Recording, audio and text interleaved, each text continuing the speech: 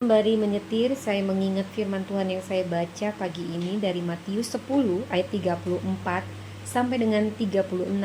Jangan kamu menyangka bahwa aku datang untuk membawa damai di atas bumi. Aku datang bukan untuk membawa damai, melainkan pedang. Sebab aku datang untuk memisahkan orang dari ayahnya, anak perempuan dari ibunya, menantu perempuan dari ibu mertuanya, dan musuh orang ialah orang-orang seisi rumahnya. Bila membaca firman Tuhan ini secara letter-let, kita mengira bahwa Yesus ini membuat perpecahan dalam rumah tangga. Sebenarnya makna dari ayat ini, bila perikopnya berjudul Yesus membawa pemisahan atau pertentangan, tetapi kita harus memahaminya dengan benar dalam konteks yang lebih mendalam, bukan ajakan kekerasan, melainkan justru menggambarkan dampak radikal dari kehadiran Yesus dan pesannya di dunia. Yesus sebenarnya sedang membawa konfrontasi kebenaran. Yesus datang ke dunia untuk menyampaikan kebenaran Allah yang seringkali bertentangan dengan kepercayaan, tradisi atau cara hidup kita yang berdosa. Pedang di sini adalah simbol perpecahan yang dihasilkan dari keputusan manusia untuk menerima atau menolak kebenaran.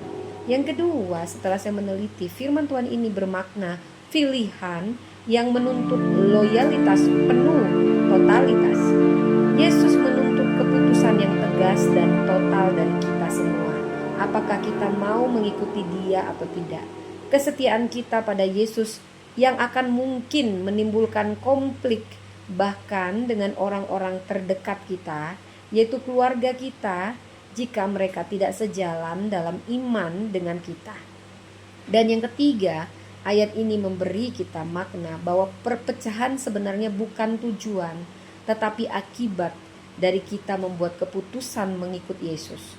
Tujuan Yesus sebenarnya membawa damai, keselamatan, tetapi pesan Injil yang Yesus bawa dapat menyebabkan perpecahan karena tidak semua orang akan menerimanya. Perpecahan inilah konsekuensi dari perbedaan respon manusia terhadap Injil. Jadi sebenarnya tujuan ayat ini mengingatkan kita pengikutnya bahwa menjadi murid Yesus tidak selalu mudah. Ada harga yang harus dibayar, termasuk siap untuk menerima konflik dalam hubungan kita dengan keluarga dekat kita. Tetapi hal ini adalah bagian dari panggilan kita untuk setia kepada Kristus. Ayat ini juga memberi kita keberanian kepada murid-murid Yesus bahwa konflik dan perlawanan adalah hal yang wajar saat kita menghidupi iman kita dalam dunia yang tidak selalu sejalan dengan kehendak Allah. Jadi bagaimana kita mengaplikasikannya bagi hidup kita?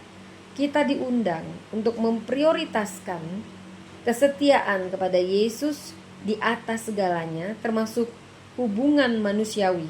Kita dipanggil untuk tetap berdiri teguh dalam iman walau menghadapi banyak konflik atau perpecahan karena iman kita kepada Kristus.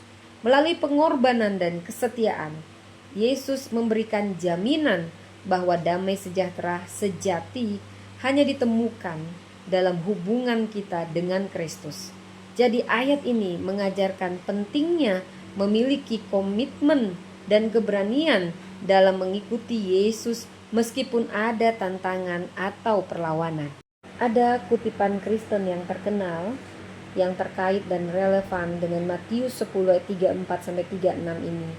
Kekristenan jika salah tidaklah penting, tetapi jika benar sangatlah penting. Satu-satunya hal yang tidak dapat dilakukan adalah menjadi setengah penting.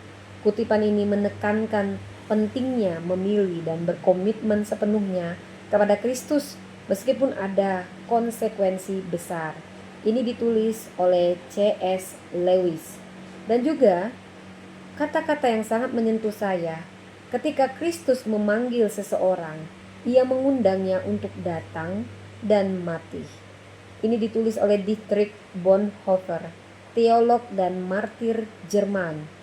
Dia menekankan bahwa mengikuti Yesus melibatkan pengorbanan, bahkan hingga menyerahkan kenyamanan dan hubungan duniawi. Orang Kristen tidak seharusnya menyesuaikan diri dengan dunia, Kita tidak dimaksudkan untuk menyatu